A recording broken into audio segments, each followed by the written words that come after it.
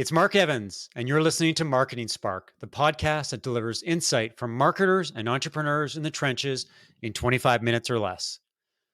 When I started my consulting business in 2008, one of my first clients was Sysomos. When I went to see its software, I was blown away by how it could monitor social media activity on Facebook and Twitter. It was, at the time, mind blowing. When I heard about Lately, it was deja vu all over again. Its technology, which turns content into social media updates, is impressive, and its customer growth has been astounding. I'm excited to have Kate Chernis, Lately's co founder and CEO, on the podcast. Welcome to Marketing Spark. Thank you so much, Mark. I actually got some goosebumps there for a second because I know what it feels like to see something and be like, oh my gosh. And it's a fun feeling because you want a piece of it, you want to be in the club. Yeah, I mean, and all the time that I've been doing marketing for B2B SaaS companies, I can't say I've been blown away that often. Once in a while, you come across a service and you go, man, this is super impressive. In fact, so impressive, I wish I was working for this company.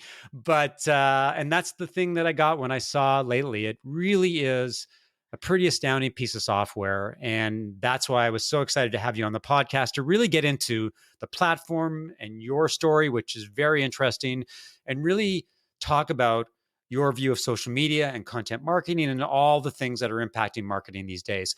So, why don't we start by talking about what Lately does and why a growing number of companies are enthusiastically embracing it? I mean, this is a product that when a lot of companies see it, and agencies for that matter, it's a must-have. Yeah, well, thank you. First of all, thank you so much. All of those super nice compliments. I'm absorbing them. They're washing all over me. So what Lately does is essentially you can upload a file, a video file or a podcast or any kind of long form content, whether it's writing or audio or video, and you push a button inside Lately, and Lately instantly atomizes that content into sometimes hundreds of different social posts. Now, the sexier part that's happening in the background that you don't see is it's also studying all of your analytics across any social channel you connect to its brain. And it's looking for the highest engaging posts that you have. And then it builds a writing model based on literally the DNA, the words that make up those posts. And it's applying that same writing model to the long form content you feed it. So before it atomizes, it's choosing which things to pull out, right? And that's how it gets customers like Gary Vaynerchuk, you guys know him, right? 12,000% increase in engagement because it's really smart. And the more you put in, the better you get out, right? So, and Gary has a lot of content to feed us. So one of the interesting things about Lately is there's many interesting things about Lately, but there's no lack of social media tools out there, and lots of companies are applying AI to their technology. So, and this is a tough question for you to answer because you're obviously biased being the CEO, but why has it made such an impact and such a splash? There's no lack of choices out there, and I'm sure there's other tools that may do something similar. Can you explain the phenomena? Boy, I love being called a phenomenon. I think it's two things. Number one, we've been at this for a long time, Mark. It didn't happen overnight, and we've been banging our heads against the wall, even to make sure we were describing what we're selling. And you guys just heard me describe it, and it's not easy, and I'm not really that good at it. But believe me, I'm so much better than I was last year or the year before. And part of that is because we watched our customers to see which part of the platform you guys were all using to give us information, right? And it's a very robust platform. And the thing that people kept gravitating to was this uh, atomizing component, right? And so that was interesting to us, and people liked it. And we were only doing it with text, right? So you could pop in a link to a blog, push a button, and you get 40 social posts instantly. But when we added the video clip component, that really changed everything. And I think it's because it's for a couple reasons. I mean, and we had COVID at the same time here, right? So, first thing that happened was Gary Vee saw Lately in that form. He'd seen it before, but he saw it in that form and instantly built his Twitter channel, Team Gary Vee, out of that. So now I didn't have to tell people what I did anymore. I could show them. That was big, right? Number two was, um, I mean, it's scale the unscalable. This is what Gary says, and he's right. We do everything the hard way because the hard way is what works, Mark, right? So there's a reason when you met Ben, who was on our team, you got a 30-minute demo. We treat you just like we would treat an enterprise customer because I know how to make evangelists. We were talking about this off air a second ago, but I used to be a rock and roll DJ. And my last gig was broadcasting to 20 million listeners a day for XM. And I was really amazing at making listeners into fans, right? Because fans, evangelists, they do the hard work for you, right? So we figured early on as a small company, I don't have a big budget to spend on marketing. How am I going to make the noise I need to make one by one, right? And that's what we've done. So the community around us is really driving the ship. Well, it also helps to have Gary V as an evangelist. I mean, that's if you have a small community and a Gary V, then you're well off. Now, maybe, and I've got background information, so I'm looking you to tell the story about the way that he's using the platform and the results that he's seen. Now, the guy is everywhere. I mean, he produces a ton of content, and so the fact that he's got a lot of ammunition that he can or a lot of fuel that he can feed into the lately machine, but maybe give a little bit of a few details about how he is using it and what the difference that it's made on his marketing machine. Yeah, I mean, what's interesting is so Gary doesn't need Lately, to be honest, right? He has his own army, but he's clearly a poster boy for Lately because his advice to you and me and everyone else is to repurpose and take your long form content and atomize it, right? And so he knows that. And it's interesting. I was just talking to their team now because we're trying to figure out, like, actually, what is the use case for Team Gary V when he's not really my target, you know? They do see a 12,000% increase in engagement. And that's so much because the more you teach the AI and the more you give it, the faster it can learn, but also because there's that pain of unlock, Mark, right? And you have this Mhm. pain. I certainly had it. Just imagine the time it takes for you to create a blog, right? It's about 3 or 4 hours of writing time. And then you have to promote it. Most people kind of mail it in right there. They do 1 or 2 social posts and that's it. And to me and to Gary, that's a huge waste of time. So like that unlock idea, like how do we not just toss into the wind the time is taking me and you to record this podcast right now, right?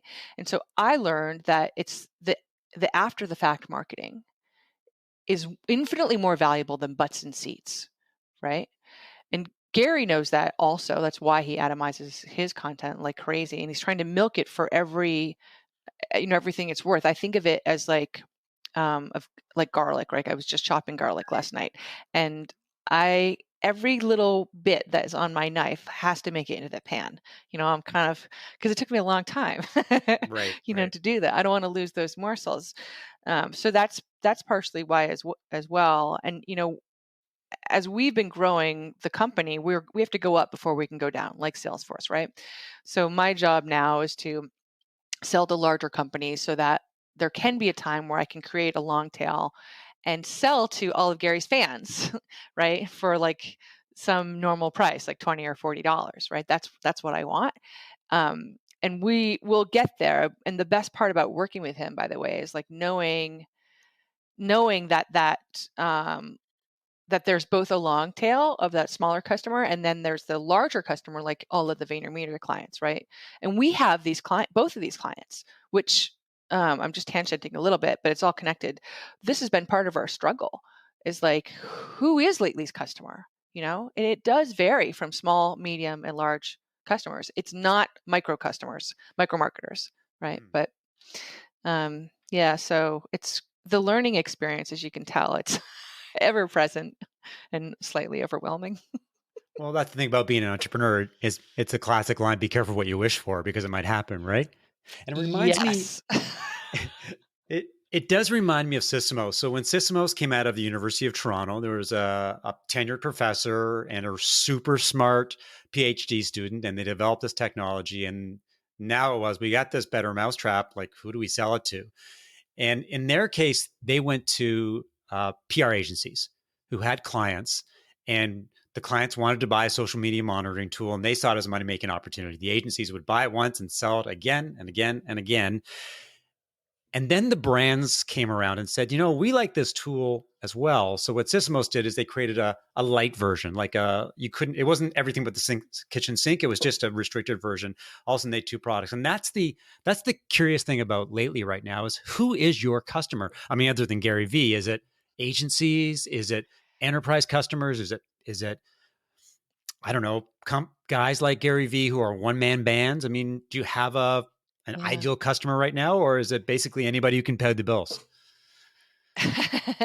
Yeah, so we just went through this, and we did what's called a right size pricing with one of our advisors. Right size pricing, that's it, and really started to spell out who is the personality of the customer. So we lately, again, is a very robust platform. It's not just a one trick pony, and the reason we did that is so that we can appeal to all these customers. So we have what I call social animals. So that is that one man or one woman band who not only creates content and has, it ad nauseum, but the pain of unlocking, but also is someone who's publishing on Twitter or LinkedIn like several times a day, every day, right? So those are one kind of customer. We work with agencies as well, because we give them a lot of ability to publish across all the places and marketing and planning and all those kinds of things and analytics, but really easy for them to have a single login. So, they can access, if they have, 200 customers or 5 customers who had 20 channels each, it's really easy for them to bounce in and out. But our larger customers, Mark, are people that really want to do marketing for other employees in the company who don't know a thing about marketing. Mm-hmm. So lately has what we call, it's like a hub and spoke feature, or parent child. So one parent, like a CMO, can use the AI to create content for any employee. It could be salespeople, it could be employee advocates, could be executives, anyone who wants to talk about the company on social but doesn't want to make a mistake. And then the auto generation can literally publish that content on their behalf without them ever having to deal with it, or it can give them the ability to edit and customize it as they like. So that's how we are able to sell tens, hundreds, thousands of licenses into a single company, right? Um, and we Yeah, market to before them all the same way, by the way. right, right. So that's Um, the lucky trick. Before we sort of dive into the platform itself, maybe just get you to elaborate a little more on the backstory. Now, there's two angles here. One is the backstory of you, the big time DJ. Like, how did that happen? Where did you start? That kind of thing. And the other thing is that, from what I've heard, lately isn't a company that was created by a couple of geeky engineers working in a basement fueled by Red Bull. This is No. a different type of founder story, which I find to be fascinating. Particularly on today, we were recording this episode on International Women's Day, so this is the timing is pretty good. Um, Talk about both stories. I mean, you've got two careers, both super successful. How did that happen? Boy, thank you so much. It doesn't feel like that when you're in it, because you're just always in the slog. Or I have that special gift of seeing the glass, half empty. But yeah, in radio, I was really lucky, Mark, because I was in a format. It's called Adult Album Alternative, or AAA, and it's designed to play the albums that you have at home. I'm 47, so I'm old enough to have albums, and meaning, everything from rock to folk to blues, reggae, that kind of mix. But then also the album cuts, not just like the radio singles, which is also what we often like. And that radio really focused on theater of the mind, and meaning the listener's obligation to fill in the blanks, right? To participate in that conversation. And then my job as the DJ, or as the host, the programmer, to make you feel like you have a voice, even though I'm the one with the mic, right? And this is what we talked about, making listeners into fans, So as I was learning how to do that, I learned something about the neuroscience of music that tells you, when you listen to a new song, Mark, your brain must instantly access every other song you've ever heard before in order to place that new song in your memory banks, into your library in your brain. And when it does that, it immediately taps into nostalgia, right? So this rush of emotion comes forward when you hear music, because it's your brain is looking for the familiar touch points to know where to put that song. And your voice is a frequency. So when you hear me, or when you read the text I wrote or the text someone else wrote, you hear their voice in their head, your head, right? Same idea. And your brain is looking to put it in some context to make it familiar. And this is all sales and marketing. I'm trying to sell you something new and put it into a context that you're going to feel comfortable, right? Trust me, and then buy it. Hmm. And so this all ties into our AI, right? As you can see. So from radio, so here I was at XM, in this wacky format. We were not live, actually, we were recorded, but we left in a lot of mistakes and did other things to be perceived as live, to again create that trust factor, that human element, And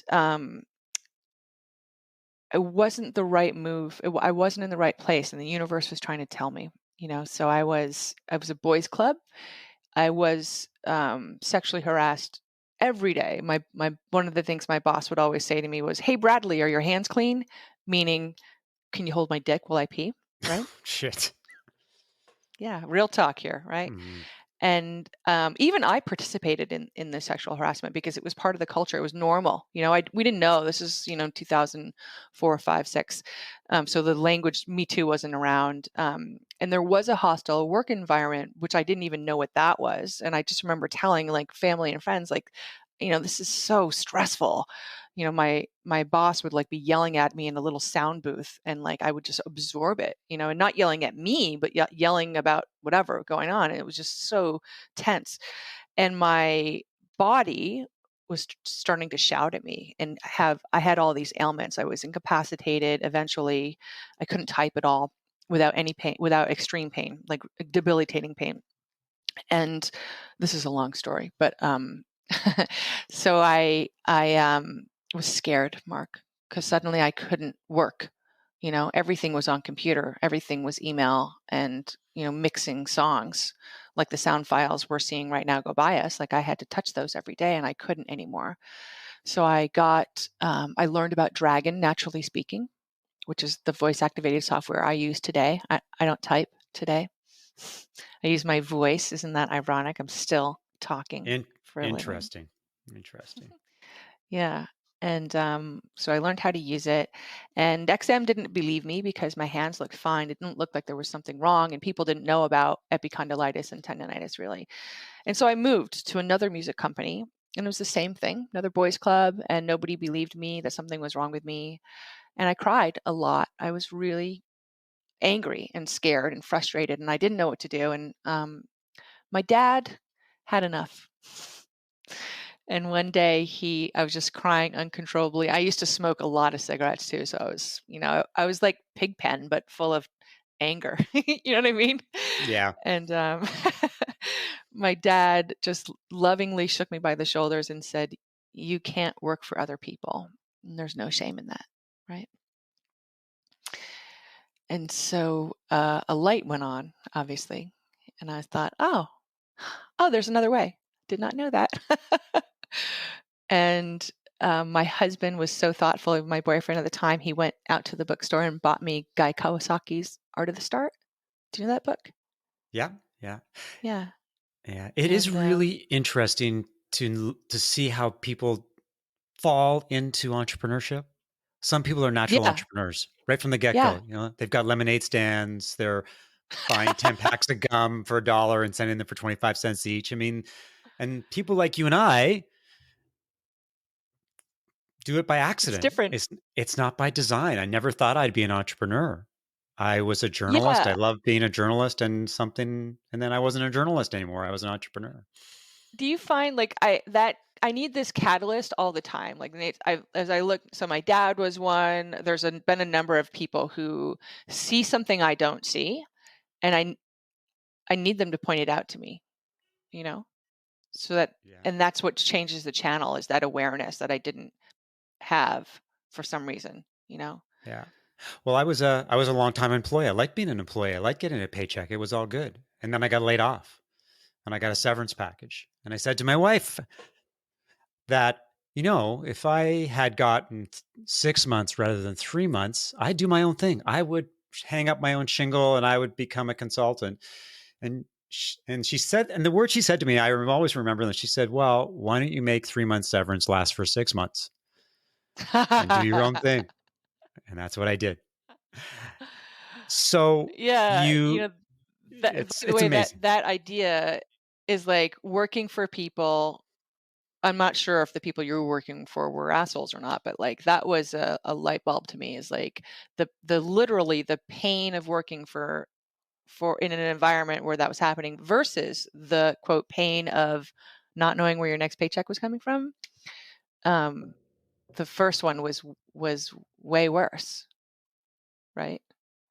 Whereas for some people, that's not the case. It's terrifying to not know where your paycheck's gonna if you're gonna get one or not, right? Well, that's why not everybody's an entrepreneur because it's a 24/7, always on, you know, great highs and great lows. And if you can't handle it, then do something else, get a paycheck. So you went from that, and your boyfriend, soon to be husband, said, do something else. What happened? Because I eventually you ended up doing marketing. How did you go from DJ to marketing? Was it by design or did you just kind of fall into it? More falling, yeah. So that week, so my dad said, "Work for someone else, work for yourself." And David got me the book, and the next day I met a couple of angel investors by accident. I didn't know that they were angel investors, and they essentially said, "We love you. Let's start a company. Here's $50,000." We were off. And we started a music tastemaking company. It was like a miniature radio online. And as I was marketing that, my aunt said, "You're really good at marketing that. Would you come and consult this project I'm working on? We'll pay you a lot of money, more money than you're making, and you can say goodbye to the music industry." And that sounded really good to me, Mark. So she put me on the Walmart account. Nice way to start. Yeah. That was pretty lucky. And I came at that. This is again 2007 now. So this was okay. So marketers, we're going to nerd out for a second here. This was Walmart and all of their franchises, and IRS, and United Way Worldwide and all of their franchises, plus Bank of America and theirs, and AT&T and theirs. So there was almost 20,000 people involved by the end of the project, who all wanted to help promote. There was a good cause. It was to help lift the poor out of poverty through financial education. And Walmart owned some software that was helping with this. So I came in and thought, okay, I worked at IBM before, and I just when Lotus Notes had come through, and I had worked at XM, and I there was no cloud, there were servers, and then there was a mirror of the servers over in another state, right?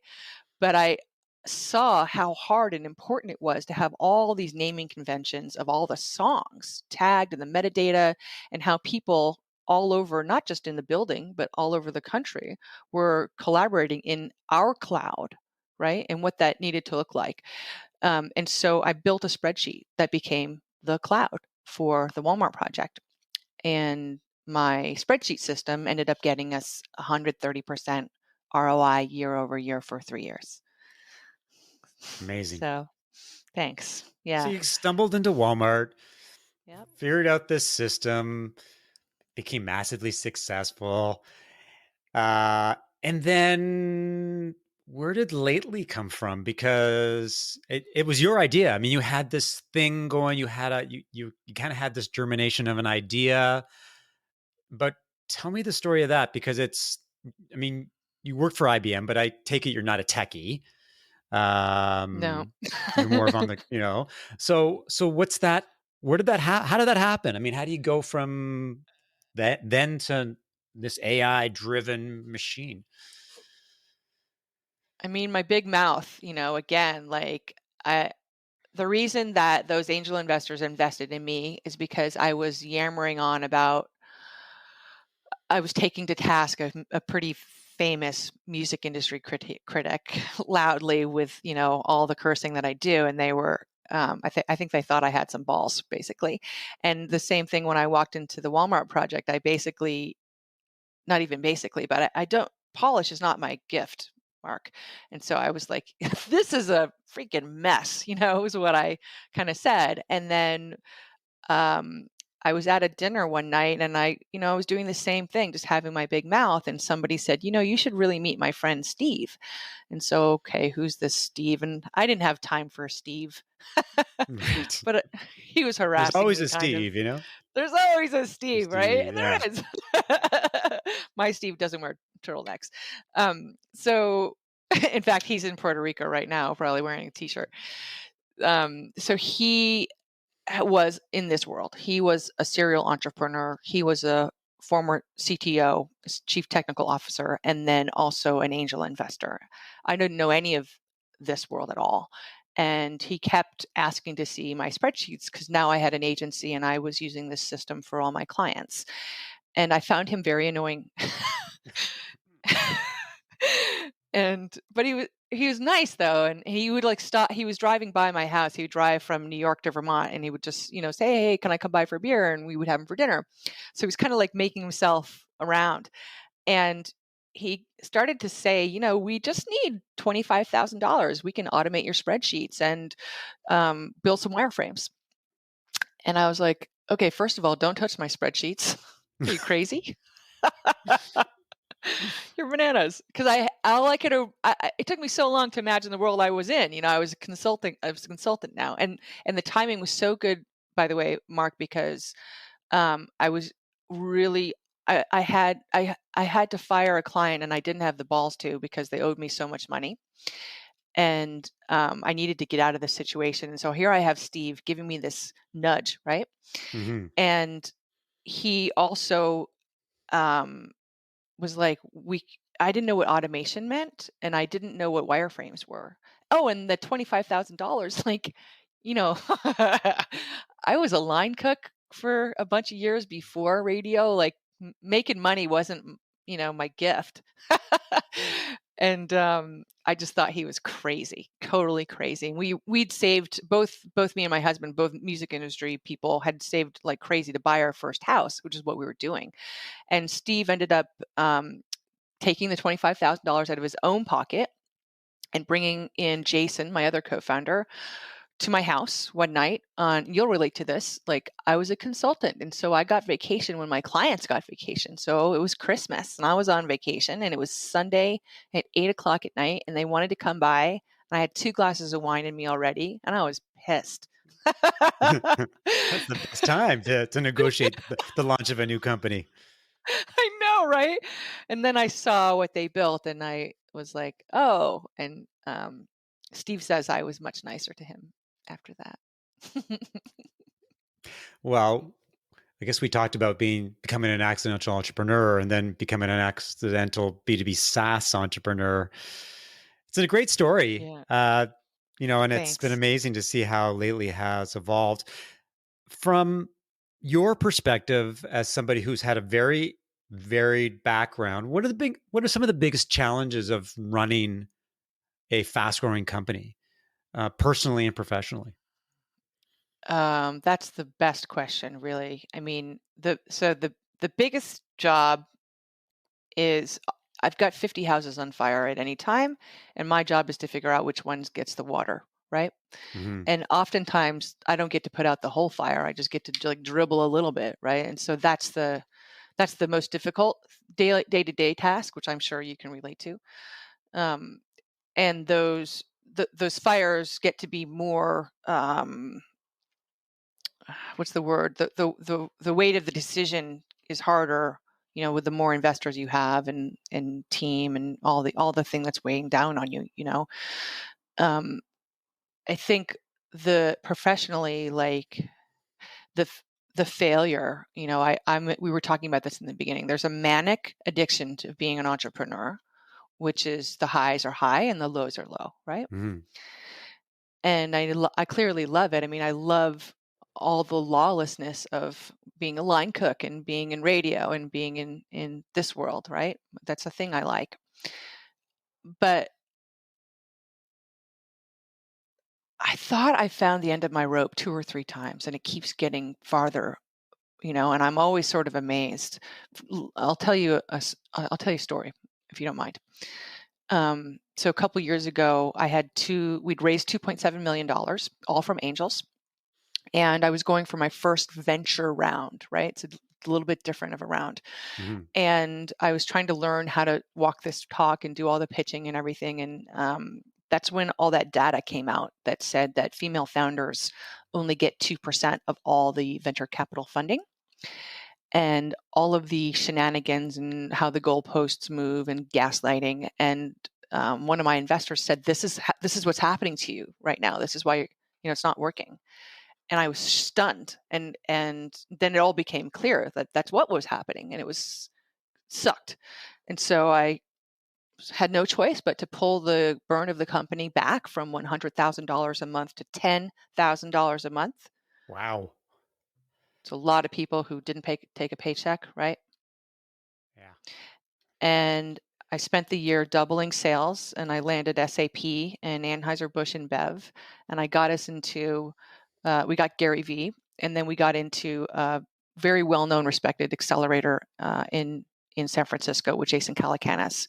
So now I'm flying out to San Francisco once a week, every week, to do a live demo day for 4 months. I do this. This is crazy breakneck shenanigans, right?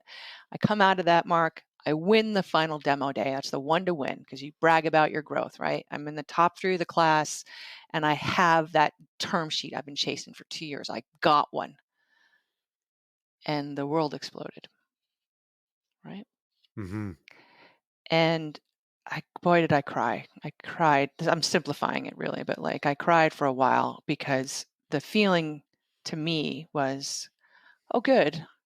I failed twice, you know, and it feels bad right now. It feels really bad. But then I grew the company 256% over 11 months. So That's the boom bum, right?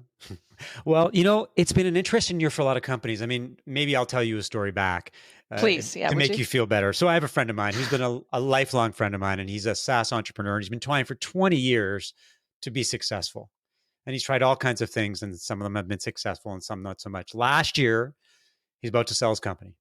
And he's at the finish line, and it's the final papers, and he and his wife are not going to be super rich, but they'll be rich enough, right? And COVID hits, and deal falls apart, and he is crushed emotionally, physically. He's like you. He's a hardworking entrepreneur. He's built the company up. So he says, I got to go back to the table. So he goes back to the table, and he builds sales this year, and he does really well. And he's just sold a company for double what the VC, that private equity person offered That's him so great. last year. So there you Ah, go. that's great. Thank you. That's what I need to hear. Thank you. Uh, well, Yeah. you've had a tremendous year, obviously. And I think, I mean, in some respects, the rising tide lifts all digital ships. And some companies have done better than others. And some are going to, growth won't be as spectacular, but it'll be good. And for other companies, maybe like lately, it will be good. What I'm curious about, and this is it's probably not a fair question. When you look at the landscape, the marketing landscape right now, it doesn't look like there's going to be in-person conferences for most of 2021, if not early 2022. I mean, things are a bit different here in Canada because we're locked down a little more. A lot of companies are going to spend a lot of money on content marketing and social media. How do you see that evolving this year, those two sort of pillars, and what does that mean for lately? Yeah, so I mean, the thing I've been pushing for a long time is after the fact marketing, right? Getting butts in seats is really hard, and I mean, not because of COVID, even it was harder before, right? Right. Even at any marketing conference that I've been to, it's the same conference every year. I mean, that gets pretty boring in itself. Um, and but if you want to get the eyeballs exponentially, you take apart all of those workshops and panels, find the 10, 20, 30, 60-second mini movie trailers and use them to drive traffic either back to the long form or back to the next event, right? And this, what's interesting to me, Mark, is like, so what COVID did for us is created a mind shift. It was already there, but people were forced to figure out how to try new things, right? That's been part of it. And the after the fact marketing has been big. I mean, so think about how you digest radio now. You don't do it live, probably. You hear it on Spotify and you digest it at will whenever you want. Hmm. Same with TV, right? Not live. And so we as a company for the last 6 years, we stopped promoting our own live events except for the 24 hours beforehand. We do one the day before and one the hour before because anything else we found fell on flat ears because people are just too busy. Right. But if I take it apart afterwards and then use that all these little atomized bits, right, to drive traffic, I end up getting 6, 7 times more leads than I would get than butts in seats, right? So this is the effect we're already seeing them having, across as far as the conference landscape goes. I think the other thing that's changing is this, um, the control, right? So like at big companies, marketers and CMOs especially, the control that they've been wanting to have and maybe having to have, you can see it, you can literally see it slipping through their fingers. It's not working anymore because people respond to people. And believe me, I get, my friend Brian Kramer is the one who said H2H, there's no more B2C and B2B, it's all human to human. And that's true. Although, of course, when you're talking to a larger company, they don't care how nice you are. Yes. But the talking heads at the company, what do they say outwardly? The sanitized stuff isn't working anymore. And they're quickly, not even, not quickly, but they're more, what's the word I'm looking for? They're, it's more accepted that that style is um, not only antiquated, but like actively killing you. It's actively killing you and the brand, right? Hmm. So because of the controls that lately does allow, you know, um, to enforce and the collaboration to let more voices be part of that conversation in the microphone, that's the other thing we're seeing acceptance on as well, is like to give, how do I say this, to, I don't need to be the only one on the magazine, the cover of the magazine. You can be, and Lauren can be, right, and Chris can be. And Hmm. that's what I'm seeing other companies do as well, is like, um, give more voices that microphone. Now, if I understand it correctly, Lately has always been a remote company. Is that true? Yeah, always. So I had a Don't tell conversation. anybody. Okay.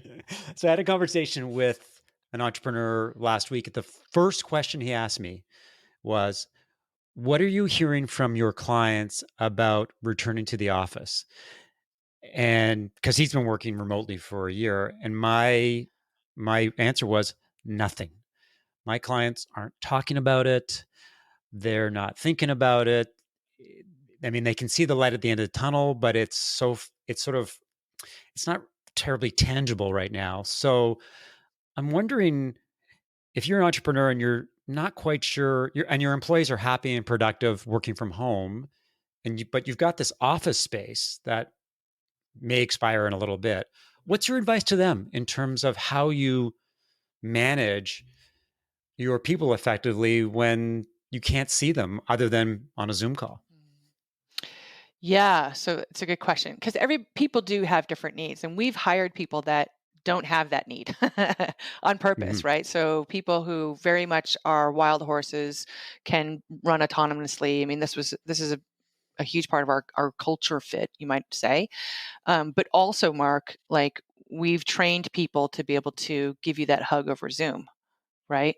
Hmm. From the beginning, because we know that that's part of the evangelism kind of thing, right? Um, I personally am the kind of person that eats lunch standing up at the fridge if I eat lunch, it's a waste of my time. I Right. save my that's how I am. So I hate the water cooler and because I feel like it is a waste of time. I'm always trying to think about how I can get something done if I'm sitting somewhere or focused. And so I think like first understanding who on your there are always broadcasters and fans in the world, right? And there's sometimes you're both. There's nothing wrong with being either one, but you have to understand who your employees are and where they fall there. Um, I think equipping them with there's things to equip people with, like for example, if you're going to be doing Zoom calls all day long, it's not enough to look for women, let's just say. Everybody wants to look pretty and people are buying more cover up and self tanner. I mean, this is a known fact, right? Um, but also, how can you look at the camera differently, right? This is what we do. Like Lauren is actually always slacking me. She's like, you have bitch face on, smile. Right? Because this is about sales and, all that kind of stuff. Or um, if you're doing a Loom videos for your customers, are you looking at the camera here? Is it over here? Right? This is the kind of stuff that we've learned to translate from before, and to force people, by the way, on the other side to have their camera on. Like we don't. This is being from the beginning. We don't take a meeting if you're going to be on your phone driving. Call, you know. Right, right, That's just the deal. And it doesn't matter if there's a demo or not, but like if you can't take the time to look me in the eyeballs, right? Then you're not going to be our customer. So for those companies, I think like there's some cost stuff involved, right, Mark? You have to think about like what that value is, but some people really need the change of scenery and the change of pace to get something done. They can't be distracted by all the things at home, and there's nothing wrong with that. I'm really curious to see like how who's going to make it and who's not. Who's going to be able to. What people are saying, they have Zoom fatigue. That's because they're having cocktails with their family on Zoom and friends. right. Stop that. you know. But I'm curious, and I guess you'd have to really start to listen to people and find out, what their social needs are too. People,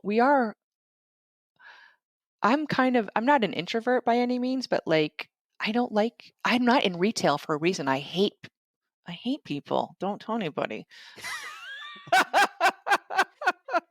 So I'm glad, when I shut this thing off at the end of the day. I mean, my husband, we watch TV at night and eat dinner like that because I already talked all day, I don't want to talk anymore. Right. Yeah. It's going to be interesting because there are some people who, like me, probably like you, who like working at Yeah. home, doing what you want, and there's some people who need that social interaction. And I think particularly younger people who that social networking is really important to them, and that interconnectivity and the opportunities to rise in the ranks. They feel that they got to be close to Mhm. the boss. That may be more important to them than older people. But I think it's going to be a really fascinating year. I think it's going to obviously be a very exciting year for lately. Are Thanks. you? You know what What we do do, you? by the way? Sorry, really to interrupt you. So we do have an offsite every year. That's our one like gathering time, and it's here at my house, and everybody comes and they spend the night on the floor downstairs with their sleeping bags, and we're like between 17 and 62, so we're not all young. Right. And we do a crazy thing together, like we went skeet shooting or zip lining, and we cook a meal, and there's no work talk. But it's the most fun of time of the year, Well, and enjoy it while you can, because at some point in yeah. time, you may have to either buy a bigger house I or know. move to another location. That would be crazy. Oh, and you just reminded me of one more thing I wanted to say, which is so I connect with all my team on social, which might be weird if your CEO is your friend on Facebook, but I am, and Instagram and everywhere else. And the reason I do that is because I'm not there in that water cooler. I can't see people what they're dealing with, but I now online I can. So I know when, like, it's the anniversary of somebody's father's death, and I know not to bust that guy's balls this week, you know? Right. Well, we're all going to use different tools and different ways to connect with people, but yeah, the future is whatever you want to make it to be, and we'll see what happens in 2021. Listen, this has been a great conversation. At the top of the show, I told people that this would be a podcast that happens in 25 minutes or less, but you have broken my Sorry. rule. I know. You now have the distinct honor of being the longest talking person on my podcast in the last year, but I'll let you off this time. Job hazard. Yeah, yeah, exactly. Well, yeah, you've got an addiction to talking that maybe you can't break for now. Maybe it's a lifelong addiction. But hey, this has been great. I am so excited that we had a few bumps along the road trying to get this interview arranged. There's another Mark Evans apparently out there who's stalking your email. I don't know what's going on, but I'm glad this happened. So one final question: where can people learn about more about Lately and yourself? Obvious question, but I got to Thank ask. you so much. Yeah. You're a doll, Mark. They can learn about us at www.lately.ai, and me and Lately, we're in all the places at Lately AI, and we're very friendly, as you know, and we're also a little wacky. So Thanks, Kate. This has been awesome. Really appreciate the time. Hope you have a great 2021. I obviously suspect it's going to be awesome, but it's an exciting new landscape. Great time to be an entrepreneur. Thanks for listening to another episode of Marketing Spark. If you enjoyed the conversation, leave a review and subscribe via iTunes or your favorite podcast app. For show notes of today's conversation and information about Kate, visit marketingspark.co/blog.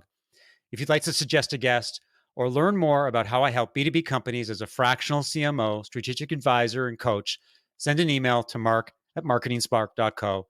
I'll talk to you next time.